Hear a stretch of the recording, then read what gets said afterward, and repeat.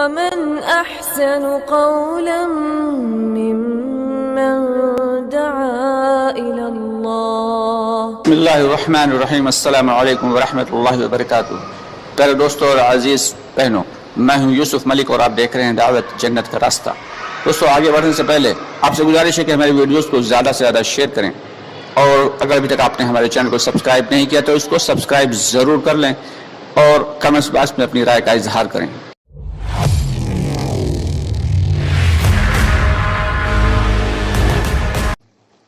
فرشتے آ کے ان کو گھیر لیتے ہیں، کیونکہ فرشتے جو ہے ان کی غذا ہی یہ ہے کہ اللہ کا ذکر فرشتوں کی غذا ہے.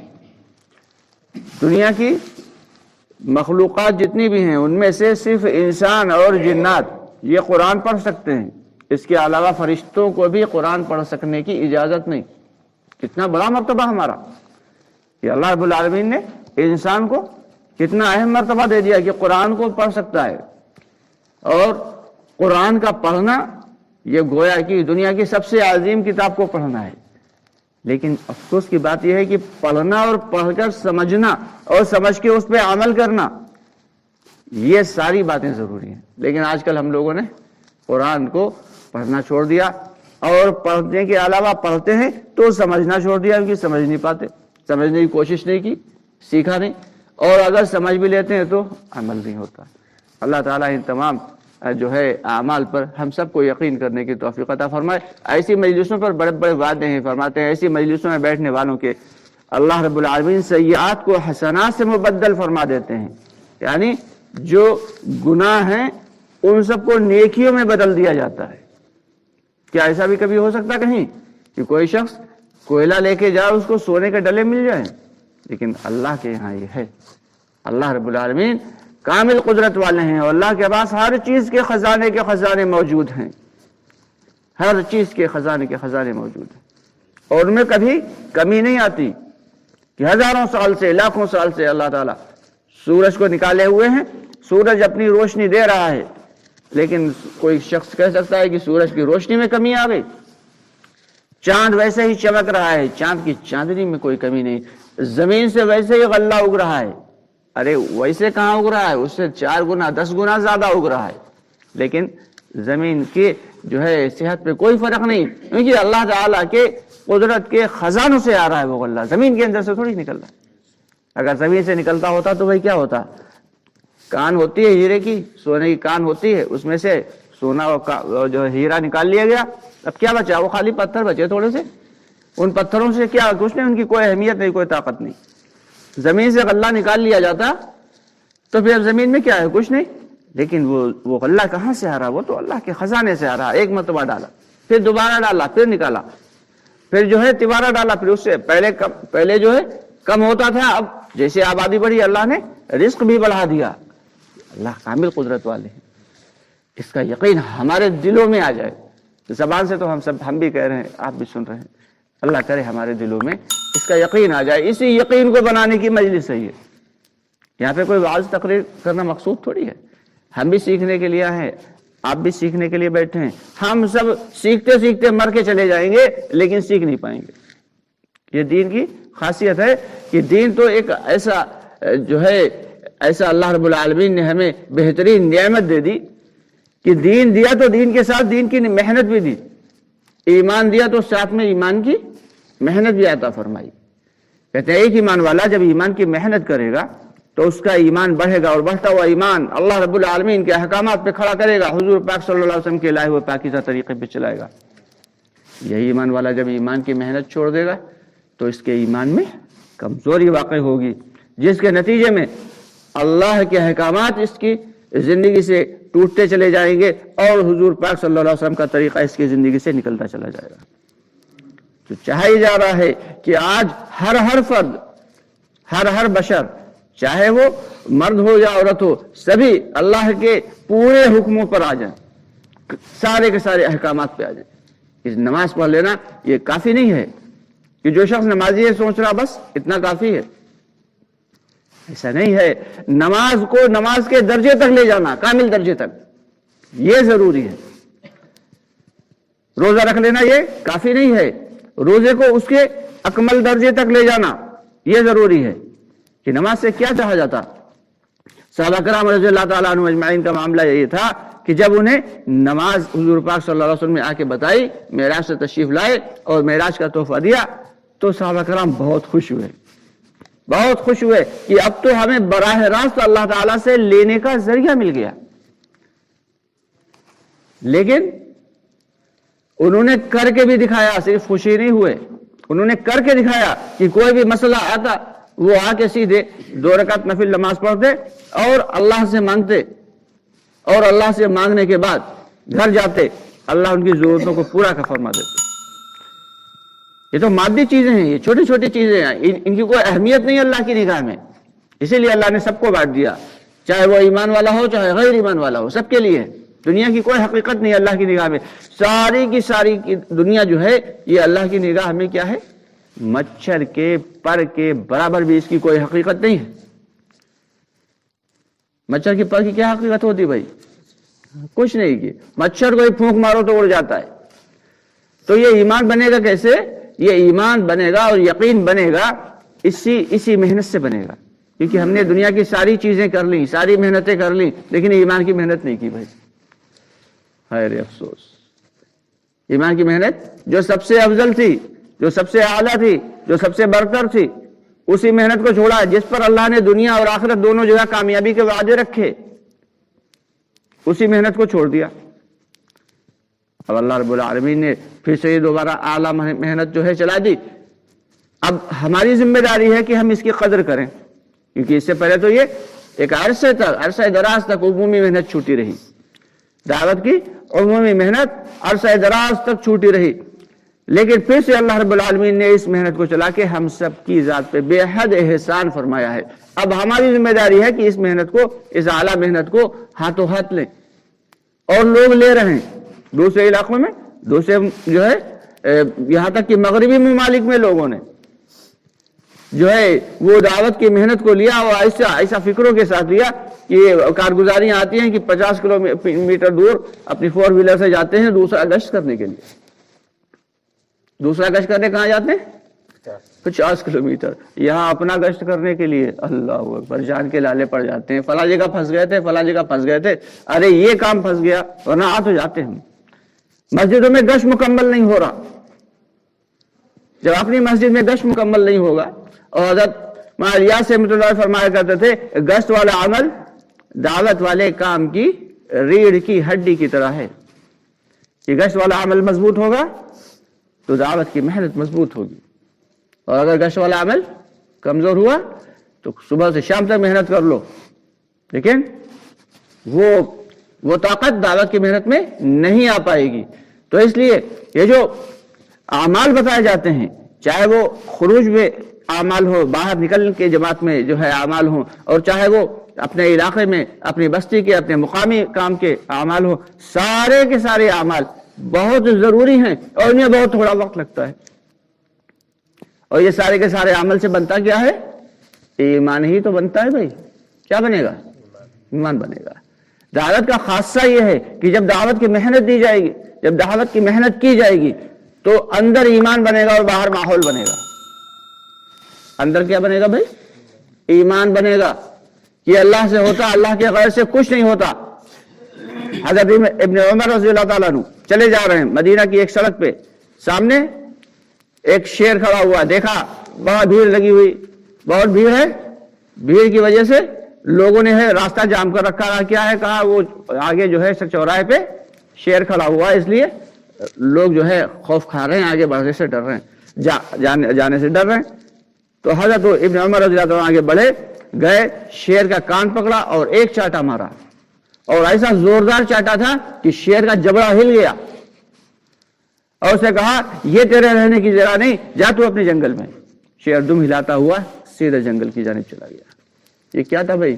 کاہے کی طاقت تھی؟ جسمانی طاقت تھی، ایمانی طاقت تھی۔ اور آج اگر ایک شیر آیا ہے تو سارا کا سارا علاقہ خوفزدہ۔ اللہ رحم فرمائے۔ ہمارا یقین یہ ہونا چاہیے کہ دنیا کی کسی طاقت سے کچھ نہیں ہوتا۔ چیٹی سے لے کے جبرائیل علیہ السلام تک اللہ کے حکم کے محتاج ہیں نفع نقصان پہنچانے میں، کہ اگر اللہ رب العالمین نہ چاہے نفع پہنچانا تو جبریل علیہ السلام بھی ہمیں نہیں پہنچا سکتے، اور اگر اللہ تعالی نہ چاہے ہمیں نقصان پہنچانا تو چیٹی یا شیر بھی ہمیں نقصان نہیں پہنچا سکتی، جب تک اس کا دوستو یقین دل کے اندر نہیں ہوگا۔ دل کے اندر، زبان سے تو کہنا ہم سب کے لیے آسان ہے، لیکن اس کا یقین دل کے اندر ہونا چاہیے۔ ایک صحابی ہیں، وہ حضور پاک صلی اللہ علیہ وسلم کی معیت میں ایک جماعت چل رہی، ایک جنگل میں جو ہے پڑاؤ کیا، ایک صحابی سے کہا کہ پانی کا انتظام کرو، تو وہ پانی ڈھونڈنے کے لیے چلے، کہا اچھا ٹھیک ہے، پہلے جنگلوں میں یہی ہوا کرتا، ابھی بھی جنگلوں میں یہی ہوتا ہے کہ پانی ڈھونڈنا پڑتا ہے، وضو وغیرہ کے لیے، پینے کے لیے پانی کا انتظام، تو کوئی گڑھا وغیرہ یا کوئی کنواں ہوتا ہے تو وہاں مل جاتا ہے، کوئی جھرنا ہے، کوئی جھیل ہے، وہاں مل گیا۔ تو جیسے وہ چلے تو اللہ کے نبی صلی اللہ علیہ وسلم نے فرمایا، سنو تم جا رہے ہو، تمہیں کوئی روکنے کی کوشش کرے گا۔ ان صحابی سے کیا کہا؟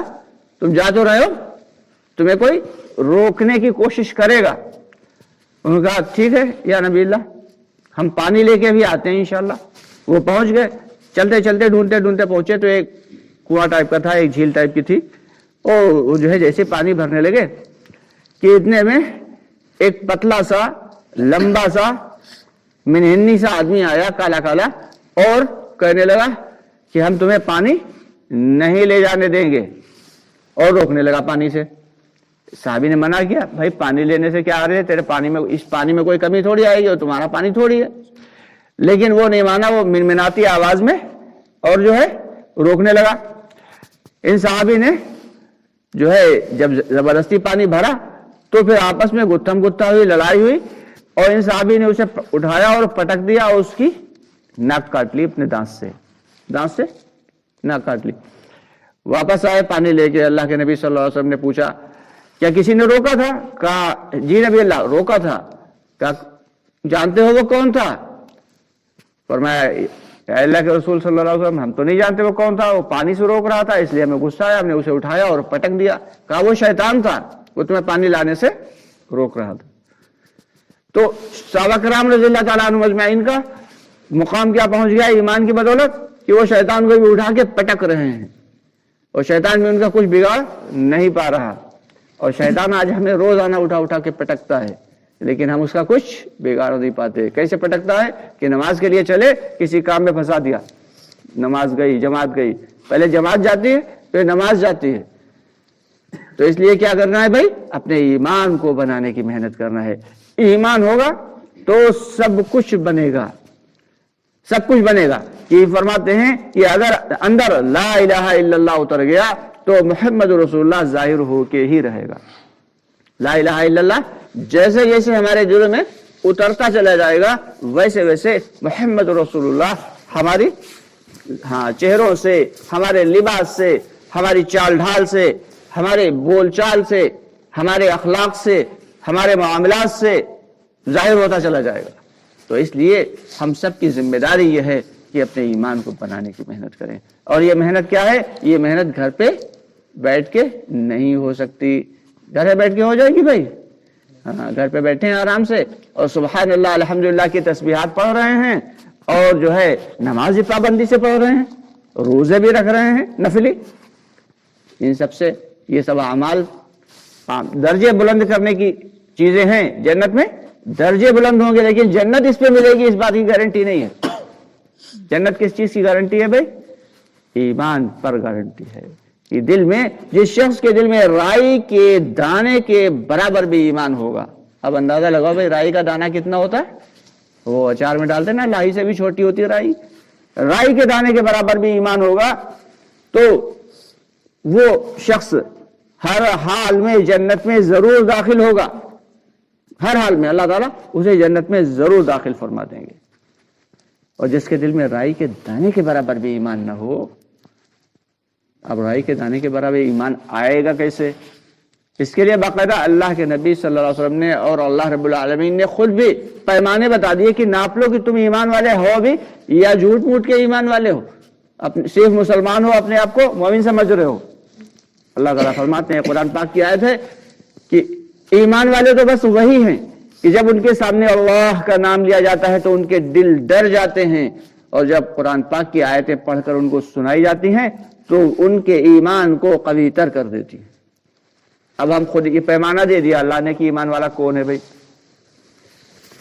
اب ہمارے سامنے جب اللہ کا نام لیا جاتا ہے تو ہمارے دل ڈرتے ہیں، ہم اندازہ لگا لیں، اگر ڈرتے ہیں تو فبیہا، اور اگر نہیں ڈرتے ہیں تو ہمارے دل میں بھائی ایمان ہے۔ اللہ رحم فرمائے۔ آگے کیا ہے کہ جب قرآن پاک کی آیات ان کو پڑھ کر سنائی جاتی ہیں تو وہ ان کے ایمان کو مزید قوی کر دیتی ہیں۔ امام صاحب قرآن پڑھتے ہیں، نماز نہیں پڑھتے ہیں، ہم خود بھی تلاوت کرتے ہیں، لیکن کیا ہمارے ایمان میں اضافہ ہوتا ہے؟ ارے بھائی اضافہ ہوتا ہے، کچھ بڑھتا ہے ایمان؟ کیسے بڑھے گا؟ کیونکہ سمجھ میں نہیں آ رہا۔ امام کہہ رہا ہے الحمدللہ رب العالمین، اب ہمیں اس کے معنی نہیں معلوم تو ہم کیا سمجھیں گے؟ ہاں قرآن پڑھا جا رہا، ثواب کی نیت سے سن رہے ہیں، بے شک ثواب مل رہا ہے، اس میں کوئی دو رائے نہیں، ثواب تو ملے گا، لیکن جو اس سے ملنا چاہیے، ایمان جو بننا چاہیے، وہ ایمان کہاں سے بنے گا؟ امام کہہ رہا ہے الرحمن الرحیم مالک یوم الدین۔ اب یہ مالک یوم الدین کیا ہے؟ اس کا مطلب ہی ہمیں نہیں پتا، تو ایمان کیسے بنے گا بھائی؟ ایمان بنے گا کیسے؟ اسی طریقے سے اللہ کے نبی صلی اللہ علیہ وسلم نے فرمایا کہ جب تم کوئی، حدیث کا مفہوم ہے، جب تم کوئی برا کام ہوتا ہوا دیکھو، کوئی گناہ کا کام ہوتا ہوا دیکھو تو اسے اپنے ہاتھ سے روک دو۔ یہ ایمان کا اعلیٰ درجہ ہے کہ گناہ کا کام ہوتا ہوا دیکھا، اپنے ہاتھ سے روک دیا، یہ اپنی طاقت سے روک دیا، یہ کیا ہے؟ ایمان کا اعلیٰ درجہ ہے۔ اور اگر طاقت سے نہ روک سکے، اتنی ہمت نہیں ہے، اتنی طاقت ہی نہیں ہے، تو پھر کیا کرنا بھائی زبان؟ پھر کیا کرنا ہے؟ زبان سے روک دو، دیکھو بھائی یہ غلط کام ہے، یہ مت کرو۔ اتنا تو سبھی کر سکتے ہیں، لیکن کبھی کبھی ایسا بھی ہوتا ہے کہ سامنے والا زیادہ مضبوط ہے، یہ بھی نہیں کر سکتے، تو کم از کم کا درجہ کیا ہے بھائی؟ یہ دل سے اسے برا سمجھیں، دل سے اسے برا سمجھیں۔ اگر دل میں بھی اس کی برائی نہیں آئی اور دل میں بھی اس گناہ کی جو ہے وہ کمی نہیں آئی اور برائی نہیں آئی، تو سمجھ لیں پھر ایمان ہمارے دلوں میں ہے ہی نہیں۔ ایسے سمجھ لیں کہ لڑکا جو ہے گھر پہ ٹی وی لے کے آیا، اس نے گھر پہ ٹی وی لا کے لگا دیا، اب پہلے تو ہڑکایا اسے، ہماری کیا ذمہ داری؟ ہم اس ٹی وی کو اٹھائیں اور باہر پھینک، نہیں پھینک سکتے تو زبان سے تو کہہ ہی سکتے ہیں کہ گھر پہ نہیں چلتی بھائی، اتنی ہماری نہیں چلتی، تو کیا کہیں؟ زبان سے منع کے، یہ غلط بات ہے، یہ ٹی وی بھی نہیں چلے۔ اگر یہ بھی نہیں کر سکتے تو پھر کیا کریں؟ خود ہی اس میں نہ شامل ہو۔ اب یہ تھوڑے دن تو اسے دیکھتے رہے، سب بچے بھی دیکھ رہے ہیں اور سب دیکھ رہے ہیں، اور یہ اسے غصہ کرتے رہے یہ غلط چیز ہے اس میں نہیں، اور اس کے بعد خود بھی اچھا بیٹھو، اچھا نیوز دیکھ لی جائے۔ اب بیٹھ کے اس میں ساتھ میں نیوز دیکھ رہے ہیں، اور خبریں دیکھتے دیکھتے پھر ڈرامے پہ بھی آ گئے، اور ڈرامے دیکھتے دیکھتے اللہ رحم کرے پھر تو کیا ہے بھائی یہ؟ اب ہمارے دل میں اس کی برائی رہی ہی نہیں، اور جب دل میں اس گناہ کی برائی نہیں رہی تو دل سے پھر ایمان بھی رخصت ہو گیا۔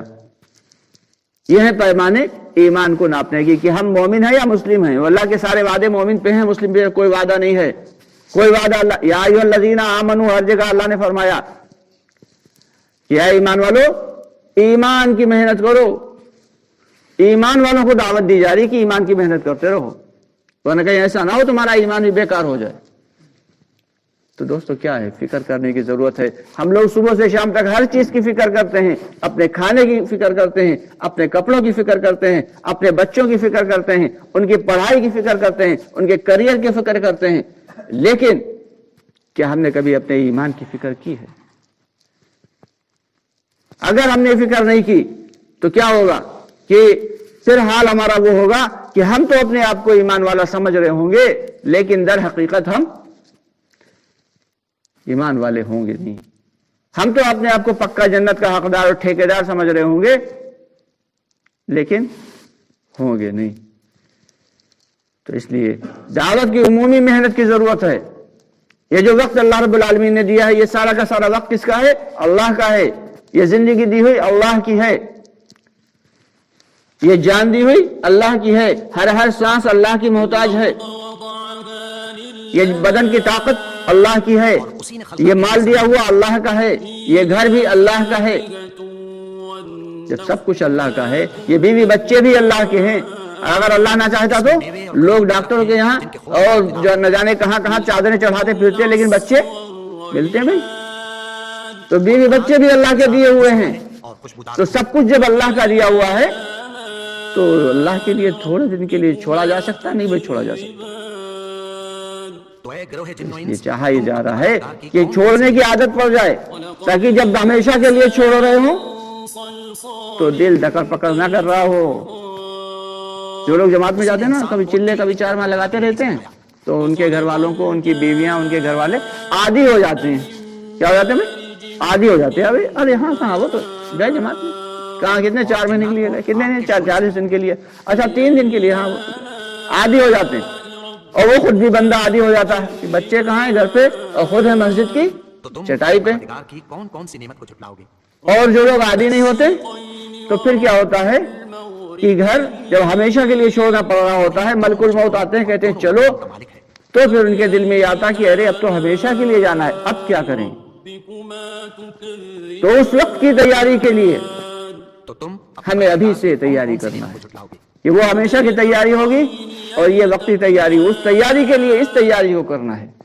کیونکہ مرنے کے بعد پھر کوئی چیز کام نہیں آئے گی، کوئی چیز کام نہیں آئے گی، الا یہ کہ جو نیک اولاد ہو وہ کچھ پڑھ کے بخش دے، یا ہم کچھ جو نیک اعمال ایسے کر گئے ہوں جو ہمارے لیے ہمیشہ ہمیشہ کے لیے صدقہ بنتے رہیں، یا پھر وہ جو ہم نے نیک اعمال کر کے رکھے ہوں وہ کام آئیں گے.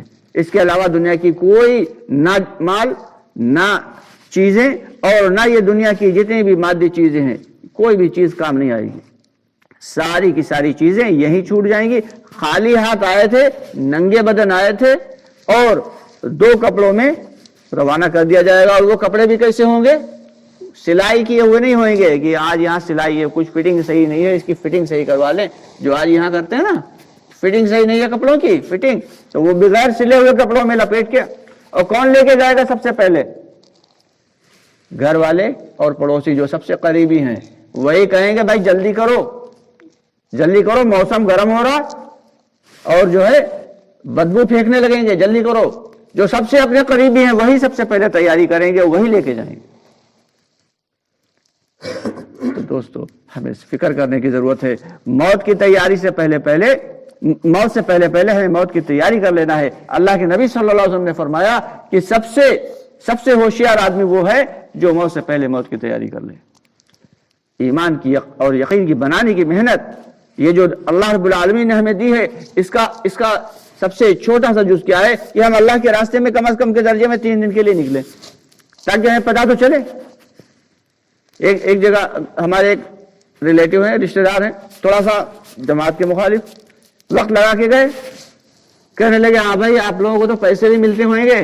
ہم نے ہاں اچھے خاصے پیسے مل جاتے ہیں 3 دن میں، آپ کی چلنا تمہیں بھی دلوا دیں گے.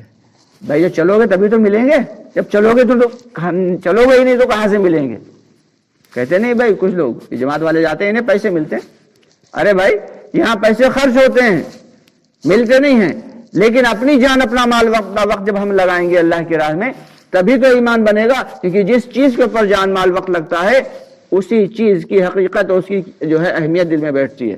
ہمارے پڑوس میں ایک صاحب گاڑی لے کے آئے، بالکل نئی چمچماتی، کوئی ایسی 2 ویلر تھی، ایک دم گاڑی سے نئی نکور گاڑی نکلوا کے لائے اور لا کے رکھ دی باہر. کھڑی تھی کسی کام سے، اندر گئے، بچہ جو تھا انہی کا اپنا بچہ، اپنا ہی بیٹا.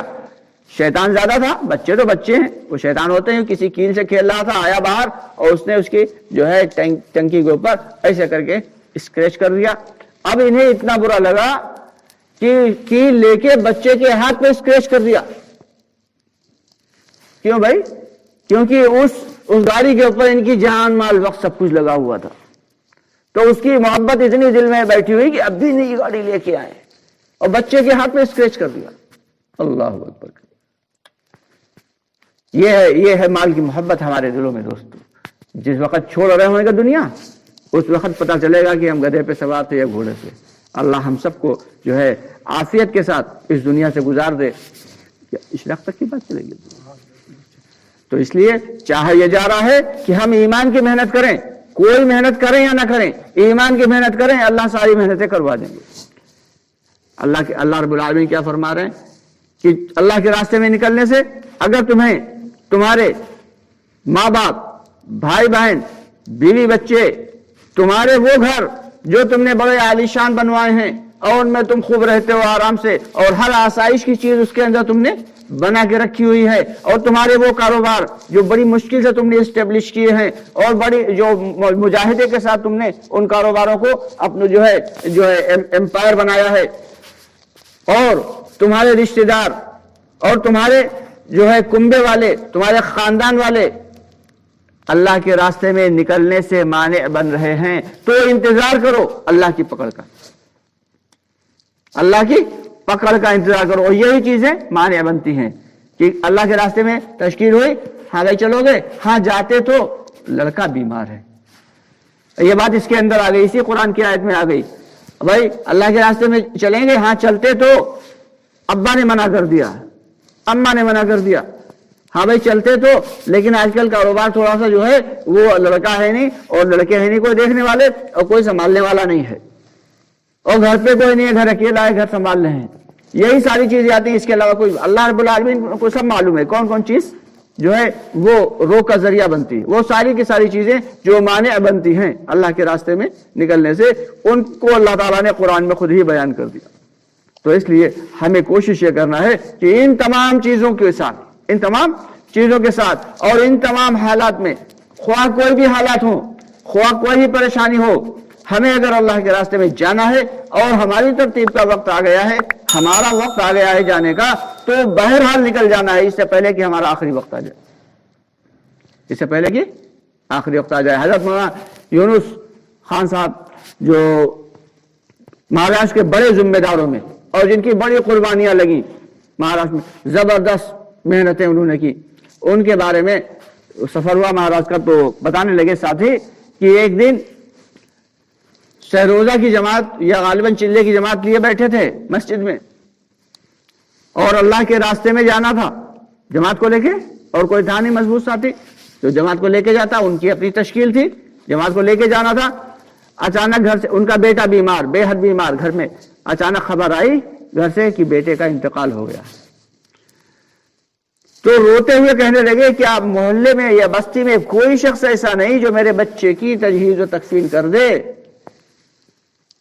اور جماعت کو لے کے اللہ کے راستے میں نکل گئے۔ تو دوستو یہ قربانیاں تھیں ہمارے بڑوں کی، جس قربانی کی بنیاد پہ آج ہم مسجد میں بیٹھے ہوئے ہیں، ورنہ اگر بڑوں کی جانب سے یہ قربانیاں نہ ہوتی تو اندازہ لگائیں کہ پھر ہمارا حال کیا ہوتا اور ہمارے ایمان و اعمال کا حال